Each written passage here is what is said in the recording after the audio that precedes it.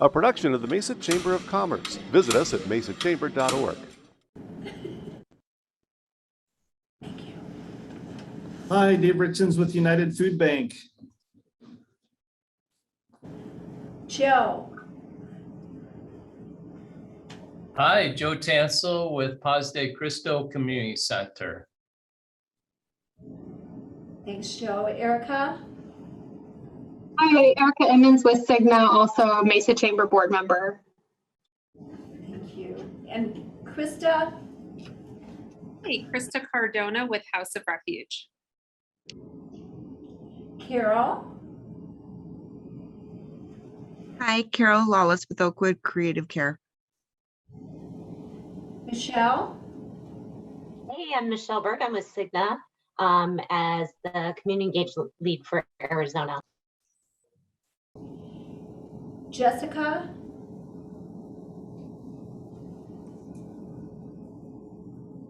Are you there, Jessica? Okay. Marlo. Hi, this is Marla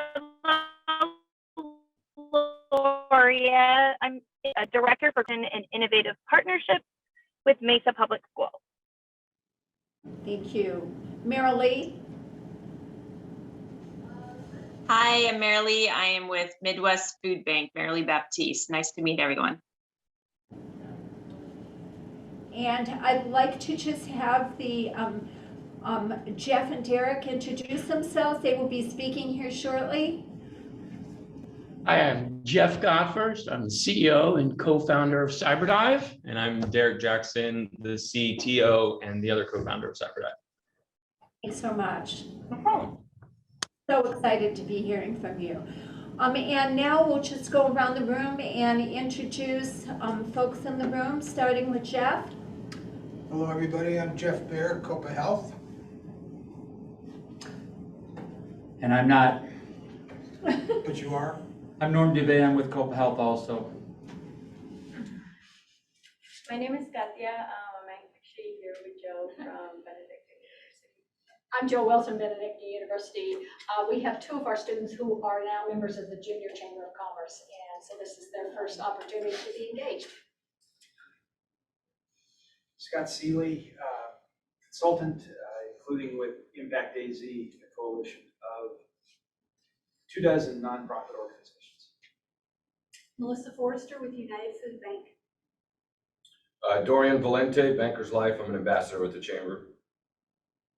Brent Down, St. Joseph the Worker. Angel, Joe Wilson and the Junior Chamber. Did I get everybody on the Zoom call? Okay. Jessica, are you there?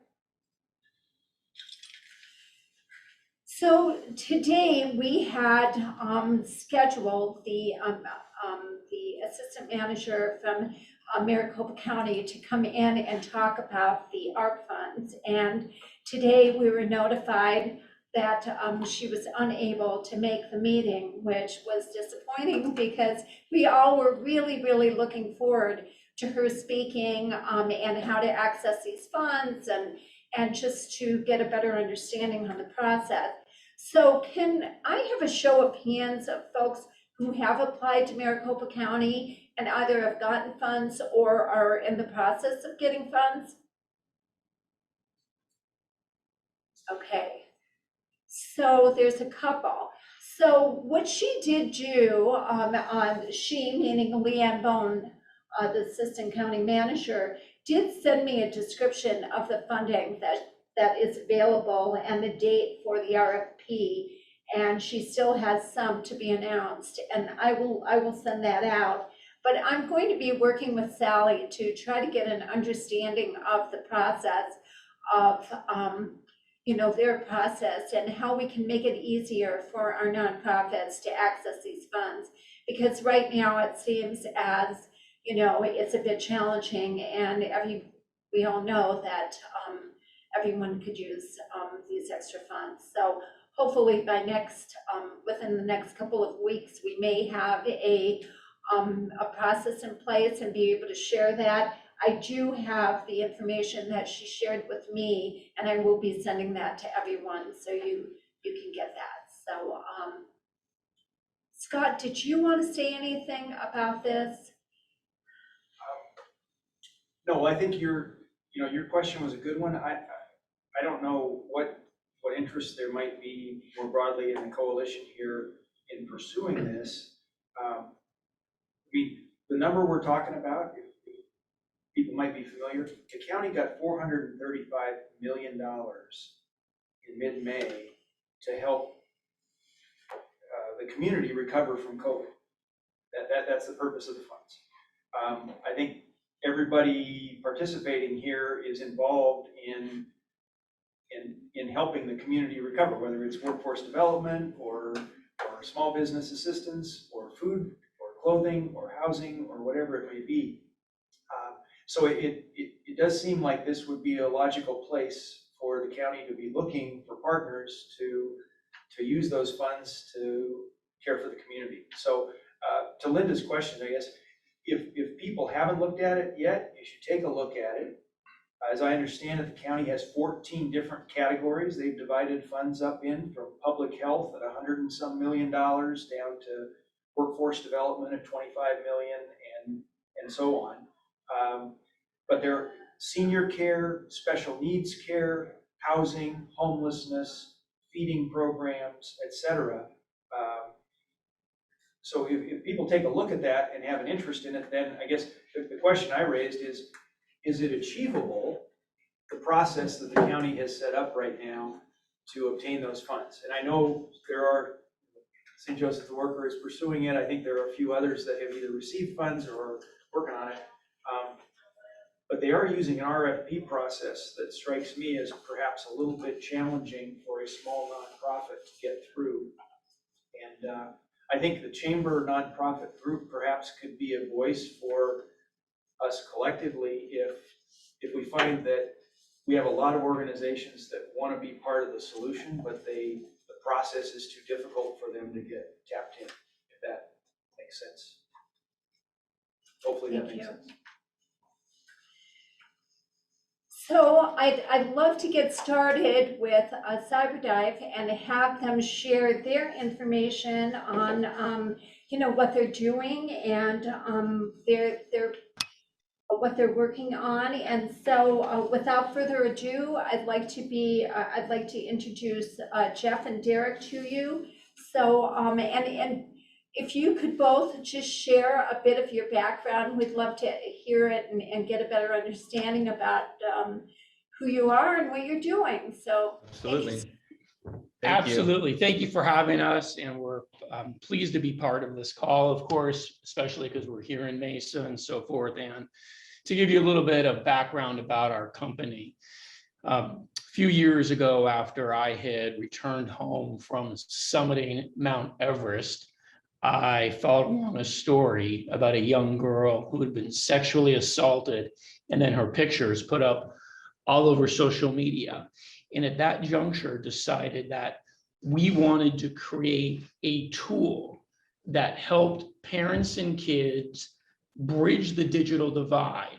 And with that, we created our revolutionary tool. It is called Aqua One. It is an Android smartphone for kids that gives parents unlimited monitoring access. And we also bundled that with our psychologist-created mental health check that asks the child age-based questions while they're scrolling. And we did that because we wanted to do one thing: stop social media from becoming a social disaster. For a quick background on me, I was born and raised in Phoenix. I graduated from Shadow Mountain High School, got my bachelor's degree at Arizona State, right here in Tempe. And as part of that, I was in the Army ROTC program. So once I was finished with my bachelor's degree, I commissioned as an officer in the Army, and I was on active duty for 5 years as an intelligence officer. In 2016 and 2017, I was stationed up in Washington with 1st Special Forces Group, and I deployed overseas. I spent some time in Kuwait, and I was in Jordan and Syria, and I put together a team of analysts that was looking at how ISIS would use social media. We would look through a lot of data primarily to develop targets and then advise our commander there to make some decisions, life-altering decisions, obviously, for some people there that were using social media for some of those more nefarious activities. And so after that career, I moved back to Phoenix, still in the Army Reserves, but then Jeff and I met and he told me the idea for Cyberdive. I initially had all this tradecraft and experience that I had used when I was overseas that we could package up and put into the first iteration of our software, which now has developed into this full circular solution, Aqua One, that is the only thing that gives parents the ability to see all of the content that their kids are seeing, the context of where they're seeing it and what it actually means, but then also be notified of any connections that they're making. And for us, we really wanted to do one thing. We knew that, especially during the pandemic time, when mental health claims for kids were up 100% between the ages of 6 and 18 years old. Self-harm claims up last year were up 333%. We knew parents were binge watching things. Their kids were binge scrolling, and we wanted to binge build a product that really brought parent and child back together. And we believe in one thing: involvement is better than limitation. We didn't want to create a tool that, yes, you can turn off your child's phone at 10 o'clock at night, but at 6 a.m. in the next morning, when they get back on, all those things are still happening. That is not a solution to us. Now, there might be entities out there that can do that and they have great customer service, but in the line of work we're in, customer service isn't a product. What is a product is a tool that gives parents great insight to what they're doing, what their kids are doing, and really goes into what we call KTIs.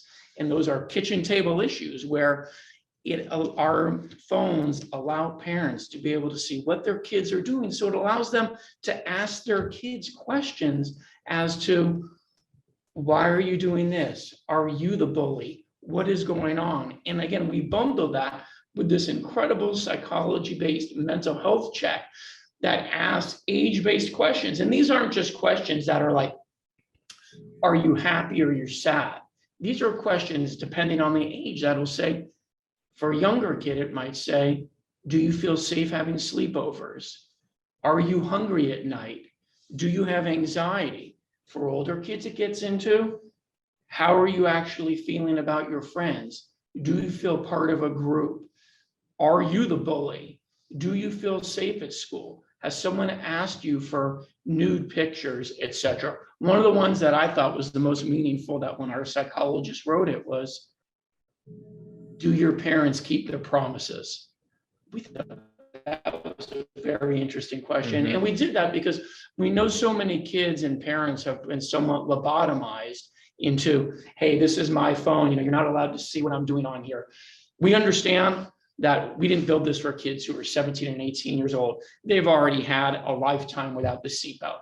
I think we all remember when there was a time when you didn't have seatbelts. It wasn't mandatory to put on seatbelts. And then we enacted those laws in the 80s.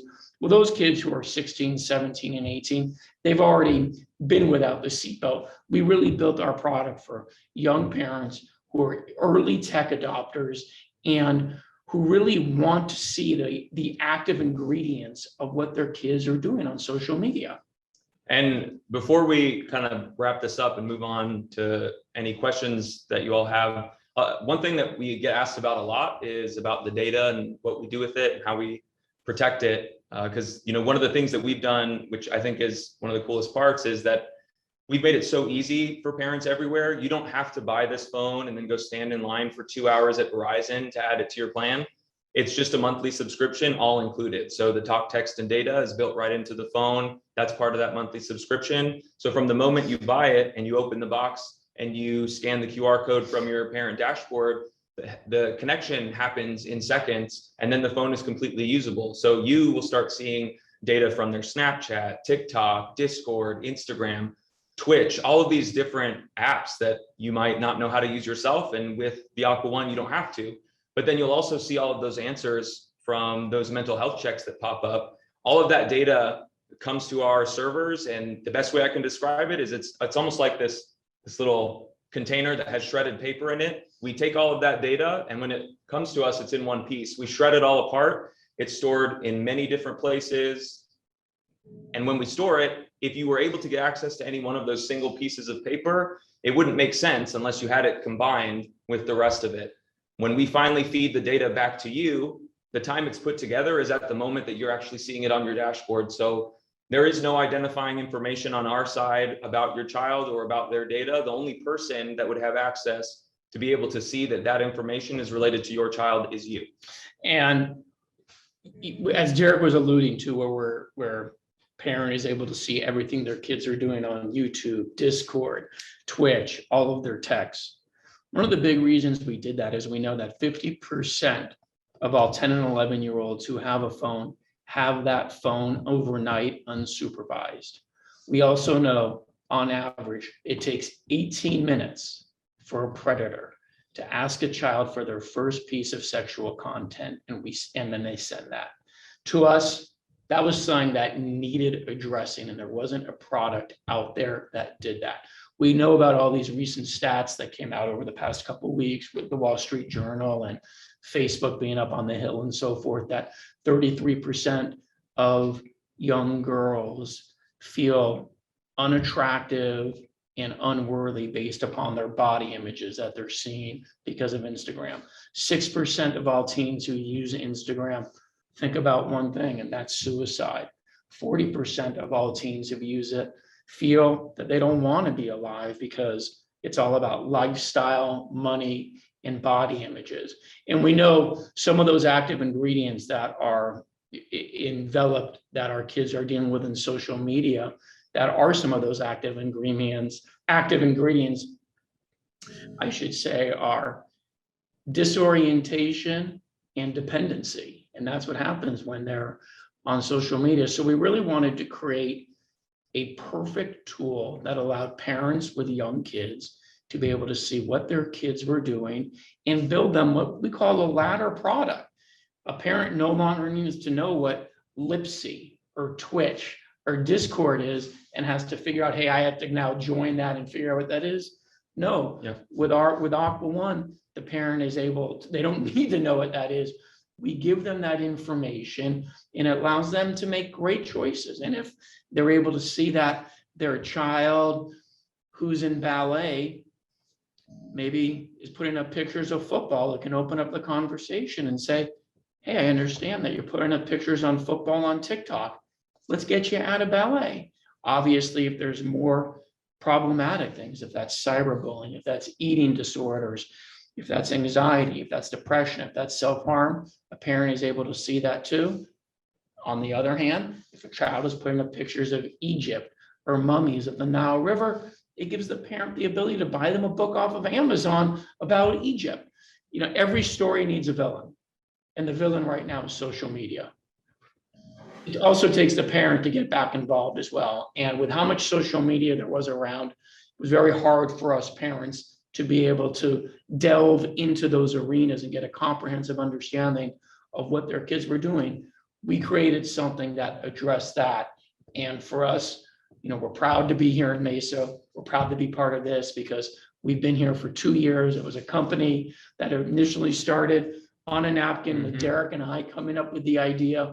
We now have 18 employees. And as you guys can imagine, with everything going on in the world with social media and mental health, you know, our trajectory is growing. We have great tailwinds behind us. And I think it's great for us to build our company from within our own community. I mean, that's an important thing for us, that the people in our community knows about us. And on the other hand, our door is always open to our community. You know, we always like talking to people in our community who are, you know, facing similar things that we're facing as parents. And we're just glad that we're able to talk to you guys. Well, thank you so much. Does anyone have any questions? Hey guys, as Dave, I have three. Hi, Dave. Hi. I have 3 teenage daughters, 12, 14, and 16. My alarm is also going off here at my building. I'm hoping they turn it off shortly. You can hear that wailing in the background. Yeah. Anyway, so I already have cell phone accounts. They have their things. You know, they're on my Verizon plan. You talked a little bit that this is a solution out of a box. Talk a little bit about the setup, Yeah.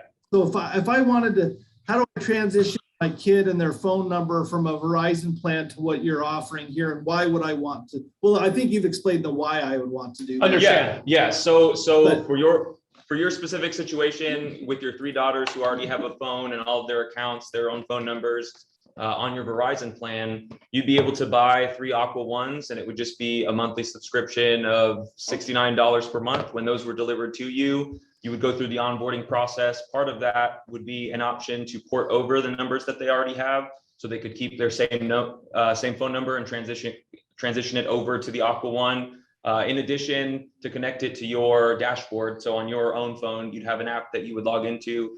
There would be a QR code that's shown on each of the devices. You would just scan the QR code and it would connect each of your daughter's phones right to that dashboard. So you'd have complete control and visibility there. And then once it's through that onboarding process where they've ported over their phone number, you've connected it to your dashboard, they would be able to connect it to their own device using a data transfer tool that's included on the phone to transfer all of their app data from whatever type of phone they have right now onto the Aqua One. After that, you could remove them from your Verizon account because you wouldn't need to pay for that service plan there anymore. And whatever devices they have, you could dispose of in your way.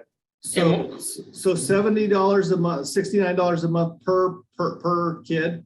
Yep. No family share plan, no nothing. It's yeah. So $69 a month includes the phone, not just the phone.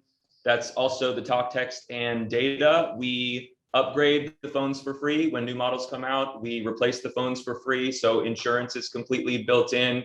There's no overages, there's no upcharges, no changes or anything. So it's the device itself, it's the insurance and replacement from now until forever, and also the upgrades whenever a new model comes out. You would receive that for free as well. And what we wanted to do, Dave, most importantly, we wanted to have a phone where a parent, the network is included. So the parent doesn't have to go to AT&T or Verizon. The network's included. And most importantly, especially for young kids, yes, we might all have Android, these great like Samsungs and iPhones and so forth, but we knew a lot of young kids didn't need a $1,200 phone. And especially young kids who we know are getting phones at 5, 6, 7, 8, 9, 10, 11. So we really wanted to make something that if they throw it out the door in the window, great, we replace it for free. Yeah. There is no obstacle. What is the phone? Pardon? What is the phone that you're providing in the plan? So it's an Android. Yeah, it's an Android-based phone. We have a manufacturing partner that we work with that's built it specifically for our use case. So it's not comparable to anything that you would find directly in Verizon or T-Mobile. Okay, and there's no option for putting your programming in the existing phones and staying on our existing networks. Not right now. Not right now. Yep. Okay, the only way to access it right now is all in with you guys on Yep. Okay, Yeah. all right, thank you. So, and what you're referring to there, that is something that could be available in the future, but at this stage in our life cycle, that's where we are right now. Good questions, Jim. Very good. Very good, thank you. Yeah, you do great work over there, by the way. Thank you. Have a great team. Yeah. Great. Do you have information that you can actually forward to me that I can send out to others that aren't on this call, so they have that as well? Yeah, 100% we do. And I think the thing we always want to get across, and I have kids too, and it's kind of a measurable risk thing that when, for us, we know that there's 325,000 unique searches on Google every single month. Someone putting in child's first phone. When do I get a child's first phone? Because parents have a screaming pain with that. And with kids, it's measurable risk. Like, we didn't take our kids to the beach the first time and throw them in the ocean and just say, hey, go swim. With parents, what they're doing now is you give them a phone and it's almost like good luck. So we really wanted to create something that really addressed those issues that parents were having. And we'd be happy to send you great information that you can send out. And again, as I said earlier, we love to talk to people in our communities. We love to talk to parents who are using our phones, etc. Our doors are always open to anyone who ever wants to come on by to talk, because we think that's an important part. The thing that we always want to get across to our customers is that we sit on the same side of the table with them and we move mountains for them. unlike social media companies who you can't talk to, but you can come talk to us. Thanks so much. No problem. Any other questions for Jeff or Derek? This is Jessica, Father Matters. My question, and definitely I understand if this is an offline thing, it can have a separate meeting, but you mentioned the word digital divide. And so how can an agency like us potentially maybe purchase these phones? I'm assuming purchasing them, the subscription for a certain amount of time to help transition the family. I just feel like, is it necessary for a kid to have, when you're trying to, usually it's meant for the parents, Right. Not unless they're an older kid, and because like my high school students, they have to do a lot of their work on their phones. Yeah. Right. But is that partnership availability there if we sat down and talked? Yeah, 100%. We also do a lot of work, and I'm sure many of you are familiar with the Dream Center and Streetlight USA in Phoenix. I assume some of you guys know them. They are, is that maybe? I think someone said yes. Okay. Anyway, for those who don't know what Dream Center and Streetlight USA, they rehabilitate young boys and girls who have been victims of trafficking. Dream Center, they go up from ages 18 and above. Streetlight USA goes from 12 to 18. Actually, the head psychologist of Streetlight USA is one of our senior executive advisors and actually helped us with some of those mental health check-ins. My point of saying that is Dreamlight USA is already in process, or excuse me, Dream Center, sorry. Yeah. Dream Center is already in process, Jessica, of doing what you are asking. They are buying phones for their specific recovery clients and so forth. So we'd love to talk to you offline so we can get more of what your needs are, because we're doing some things for Dream Center that are a little more specific to them as opposed to what we're just giving to just general parents and so forth. So I'm sure we can get in contact with you, and we can when we send stuff after this call and it gets forwarded out, we'll make sure that our personal contact information is included in that, so you can just reach out directly to us, and we'd love to meet up with you or have you in the office to talk more about it. Perfect. And last thing is, we can reach out to you to see if your company can do presentations, like something I can add as part of my parenting class. Absolutely. To talk about the phone and just inform parents. 100%. That's what we're here for. 100%. Thank you very much. No problem. Jessica, I would encourage you to put your information in Zoom, and anyone else, if you'd like to go ahead and put your information in, and so and Jeff have that, so we can make sure that for any email that I don't have, that we cover everyone on this call. So thank you. I think we're going to type in my phone number. I'm going to do our emails. Derek is going to do our emails right now, so you guys have it for us and so forth.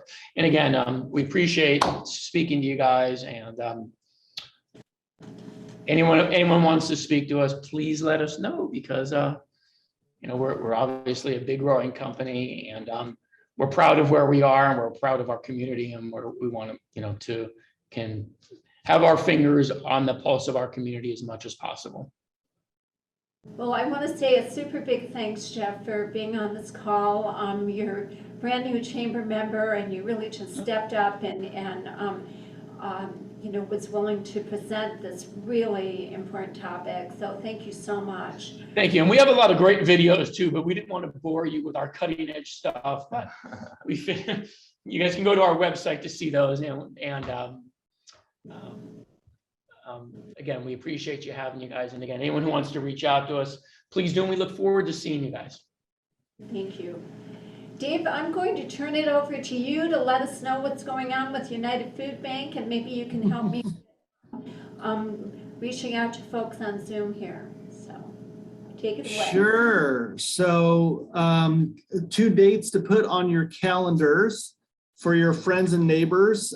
We are going to be offering some holiday food distribution boxes for families that are in need. That is November 22nd and December 22nd. We have two similar days there to make it super easy on all of you. So November 22nd at the Mesa Convention Center, we'll be doing the drive-through style distribution of holiday items for the Thanksgiving holidays. And on December 22nd, we'll have a more Christmas oriented or Christmas, all that kind of holiday oriented menu. So if you have friends and neighbors that you're serving in your organizations, please send them over to the Mesa Convention Center. I believe we start at 8 a.m. and we'll go until the food runs out. Outside of that, we have a lot of food in our warehouse. I have so much food in my warehouse, I lack places to put it. I'm double stacked in my aisles. My refrigerators are burgeoning. If you know people in need, we are happy to help. So reach out to us directly. I see many of you are our partners in a number of initiatives here, and so we're eager to help and provide food to our friends and neighbors that are in need.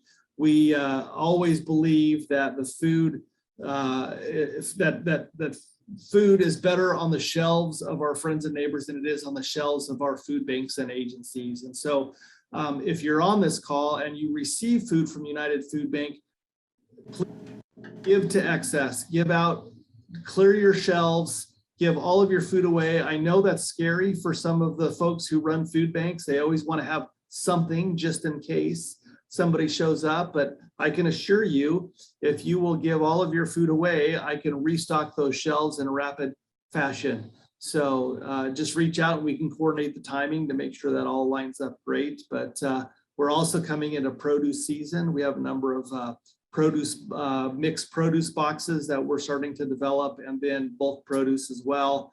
And then there's more items. From the Biden administration has been very generous to food banks. And so we have everything that we need to serve our community. So reach out, we're happy to serve you. Thank you. Do you want to call on folks on the call here, Dave? People can just jump on in. I always like to pick on Joe because he's been one of my favorites for years. So, Joe, why don't you hop in and tell us? I was driving by Paz de Cristo on my way to lunch today, and I saw that you have a lot of your friends back on campus and milling around and, getting themselves situated. You had your showers out. And it was just exciting to see life back at Paz de Cristo. Yeah, yep. Yeah, it's wonderful to kind of open up the campus again and invite the guests in for a nice, hot, nutritious meal. We opened back at the beginning of July, and we opened our dining room at half capacity. But it's been going well because we limit the guests to one hot meal, and then they can take a second meal to go, or they can just take a meal to go. So we're seeing definitely an increase in the number of guests coming every night. It's typical this time of the year as the weather starts to cool off and we head into the winter months, the numbers really start to climb. So we're serving roughly 225 hot meals a night right now at Paz. And, with the weather turning, wow, things really changed, quickly.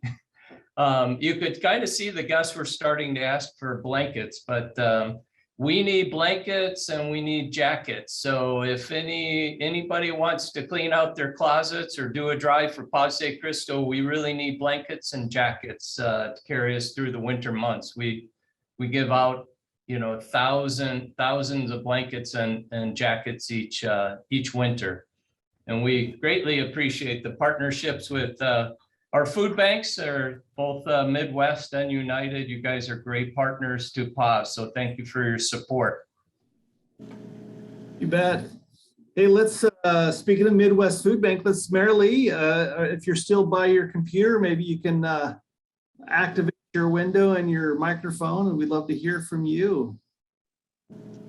Yes. How are Hi, you? how are you? Good, good to see you. Good. I'm at home in a non-traditional office setting on my phone here, so I apologize. Looks But like your son's room maybe with the no, jersey that back would be there, my husband. daughters? He's a Patriots fan. Oh, okay. Yeah. Oh. Yeah. Go ahead and, Yeah. if he's a Patriots fan, go ahead and take off your camera. We don't want to I see. know, right? Nobody likes to hear that, so I understand. So thank you. So, Midwest Food Bank, for those of you that may not know, serves other food banks and nonprofits around the state. And so we have about 260. We are seeing a pretty steady need out there for some of our agencies and what they're looking for. Obviously, Dave, you mentioned the Thanksgiving holiday coming up, which is a great time to sort of get people a really wonderful meal that they can celebrate with their family and friends. I know last year we were still in this time frame where people weren't exactly told to get together, and so they may not have had their sort of traditional holiday events. So we're hoping to provide the same types of things as well that we'll be giving out again to our agencies. So it's not like a public distribution, so it helps to complement what United is doing. And lots of volunteers coming back out, which is great to see. So if any of your organizations are interested in doing any volunteer work or participating in some way, let us know. We have lots of fun things that we do throughout the entire week. And I'm just glad to see we're starting to do these meetings in person and having them take place. It was pretty interesting to learn about some of the tech information that was provided. I too have 2 teenage girls, and it scares the heck out of me. I don't know what's going on their phones a lot of times, so it's very intriguing, that's for sure. But the one thing I think is a question for the gentleman with the tech is, they're very connected to what type of phone they have relative to their peers, and to give up that piece is something that would be harder to overcome. And if they have any comments on that, I would love to hear it. Very good. Thank you, Marilee. Hey, Michelle, are you able to hop online, Michelle Berg?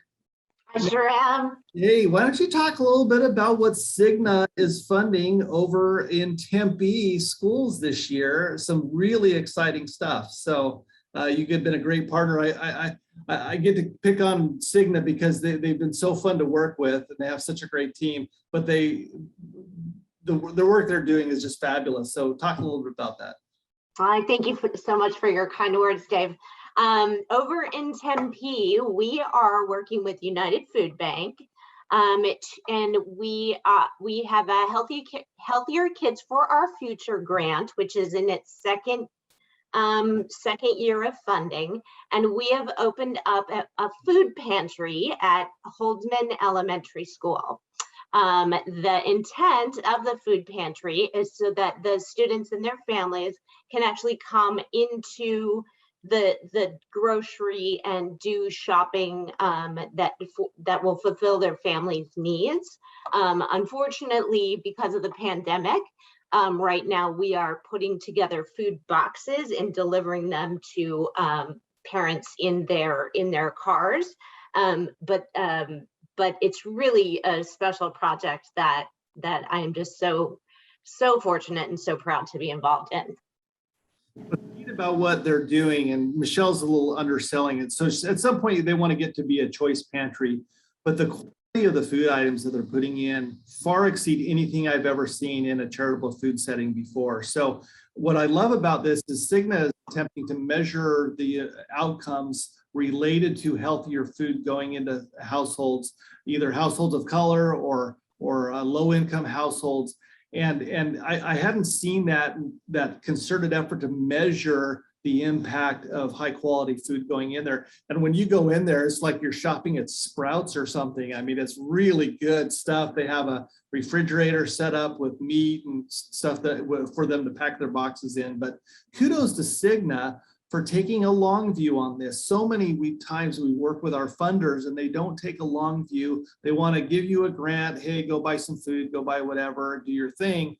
And while we appreciate that funding and that's valuable and needed, having funders that will step alongside us for several years in a row to be able to measure the impacts of the work that we're doing is absolutely priceless. And so, a big shout out to Cigna, big thanks for letting us be involved alongside you for this project. And I think I saw your cohort Erica on here as well. I think she's here too, but anyway, I'm sorry to dote on you so much, but it's good work. We appreciate it. Thanks. Very good. All right, Ms. Harvey.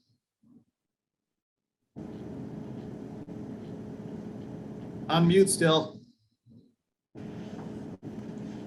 Thank you for that. Don't have too many updates. For anyone who doesn't know, I'm with JFCS's East Valley Healthcare Center. We are an integrated healthcare center located at Arizona Ave in Guadalupe. So we have all behavioral health services and primary care services all under one roof at our new location. I say new, but we've been there since the end of 2019, but the pandemic still makes it feel very new. So we're still doing a lot of new intakes for mental health services, of course.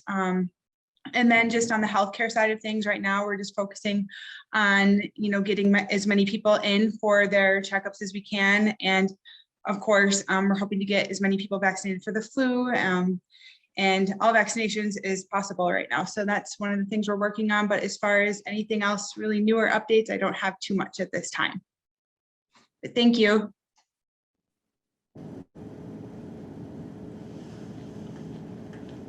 Now I'm muted and talking away. Ms. Cardona, House of Refuge. How are things going in your neck of the woods? Here we go. Hi, everyone. I'll echo some of the sentiments from earlier. That presentation was great. And I also have a tween girl turning 12 actually this weekend, and she got her own phone, and I'm also terrified, and I watch her like a hawk. So that was really interesting to hear that. So thank you for that group for kind of pinch hitting today. I guess the main update from us is, we're heading into a really busy time, like it is for all of us, with the holiday giving season, and we're going to be providing Thanksgiving and Christmas to all families that are living in our neighborhood currently. So we'll be doing food drives, or not food drives, but meal drives and toy drives and gift drives and that sort of thing. Very, very similar to what I know many of us are going to be doing in here. I think that our main thing right now is COVID really put a dampener on our volunteer programming, which was really thriving before. And so we are always in need of volunteers. So if you have extra at your organization, send them our way, especially those people who are really, really like to work in our particular mission field of homelessness. We really need people like in our donation center. And so, yeah, that's kind of our big push right now, is trying to regrow our volunteer program up to what it was before COVID. But again, I know many of us are struggling with that right now. But so anyway, that's about it. I was happy to sit in place of Kayla, who had another meeting today. So nice to see you all for sure. Hey, Krista, our October TFAT bags that we send, I think you guys get some of those TFAT bags, are holiday oriented items as well in there. So, the cream of mushroom soups and the different. Oh, sure. So take a peek at those so you see what's provided there, and then fill in the gaps from there. And then Great. Out if you come up short, and we'll see what we can do on our. Oh, that's awesome. And I just wanted to echo also real quick, lay it on thick with Mary Lee at Midwest Food Bank, who helped us so much during the our food distribution that we had during COVID. And I'll say the same thing. The food items were outstanding. We would walk into where our food distribution was, and I'm like, this is better food than I got in my own pantry at home. So awesome. And it was so great working with you guys at Midwest Food Bank while we had that going on. So thank you. That was a lot of the coronavirus relief food boxes that were in the community, wasn't it? Yeah. Was it? Yeah. No. Yeah. Yes and no. So there were some of the produce, Dave, that you're referencing with the USDA program, but then also just other food items that were in need. People more in the east part of the valley that may not be able to make it to sort of the central part of the city at the convention center. So happy to Wonderful. help. Yeah, wonderful. We heard good things going on out there, and we were glad that you guys filled that gap. It was needed. Thank you. Very good. Lee, what do you have to share from Congressman Biggs' office? Got a couple dates coming up. The first one is this Saturday, and it's Mesa Veteran Resource Center is doing a Jeep Run resource fair. The Jeep Run is in the morning to take veterans out on Jeeps. And then at 11:30 in the morning is a veteran resource fair. And it's kind of exciting because Elton John's doing his last tour right now. And he has agreed to go ahead and put on an hour show at that event. So if you haven't ever heard Elton John play, come out and see him. He's better than the real deal. and then November 8th is Big Salute to Veterans. And that is simply just at 6:30 p.m. That's just an event that highlights veterans and their service and also military. And it's for families, it's for anybody who wishes to come and thank a veteran. That's November 8th at Without Walls Church. So it's a music program. It's a wonderful program for veterans to honor them. Very good. I think that's everyone on the Zoom call. Unless you have anything else, Lee? No. Good. Kick it back over to the home office. Thank you. So just to be cognizant of time here, does anyone in the group have anything they'd like to share? Jeff, is there anything at COPA that you'd like to share? Any events? Well, we had our big emergency preparedness event last month. And that went really well. So we're in the beginning process for next year, actually. Starting to get some things together for the holidays. We'll probably have a member giveaway to turkeys and hams again. And other than that, we're just plugging along in a lot of different directions. So thank you, though. Joe, do you have anything you want to share from Benedictine or? No, I don't think so at this time, other than Dave, I would tell you that we're re-establishing our conversation about starting a food bank, a food pantry at the college, so we'll be back in touch with you. Melissa? I'm excited for the new and upcoming food drives that people are starting to host, which is awesome. We're having the Turkey Tuesday the week prior to our distribution so that we can collect turkeys there at the Mesa Convention Center and the fixins so that we can distribute them out that following week. From the St. Joe's worker standpoint, lots of jobs. If anybody knows anyone looking for a job, please send them my way, because I flinch every time an employer calls. And it's so nice to have hundreds of jobs available to people that are ready to work. So get rid of those barriers. So if you know anybody looking for work or thinking about work, send them to our office. Thank you. Anybody else? I do have a couple of announcements. Really pretty excited that next month we are going to be meeting at Westwood High School. And Marlo Lorio, who was on the call and needed to leave, actually is going to be opening up Westwood High. And some of you, I believe, have gone over there to access Amazon Smiles items. And so part of this meeting is going to be allowing those of you who haven't been there to take a tour and actually access product as well. And so she's going to try to get her food program there to help fix some goodies for us. But this will give us an opportunity to really go in and check it out. So we won't be doing a hybrid meeting next month. We will be meeting there and I will provide information. And she gave me a great link for YouTube about this amazing program that she has with her students. So I encourage, if you can make it, to please do so. It will be on the second Tuesday of the month. That's November 9th. And then I'm also very excited to announce that the Alice Cooper School of Hard Rock has invited us there to their location, and that would be live. So you'll have a opportunity to check out that program, and it won't be on the second Tuesday. It will be on the first Tuesday, just because of scheduling and because it's Christmas time, so or holiday time. So that actually is going to be, I think it's December 7th, but just to be sure, I will, do a wrap up of this meeting and make sure that I have all the dates set for you, set for all of you, but both of those will be live. And also just to remind you that we do have the giving catalog that the chamber is preparing, and that is for all nonprofits to provide their information, their needs, whether it is seeking volunteers or it's seeking items during the holidays. Please give us your request.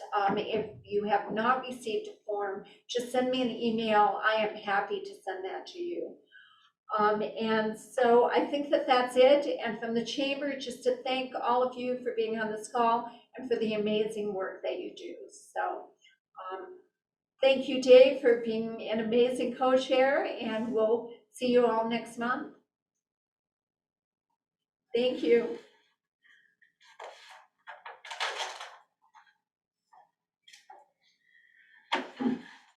Stay connected to Mesa Chamber social media, email newsletters, Monday morning message, and mesachamber.org to always know what's happening at your Mesa Chamber.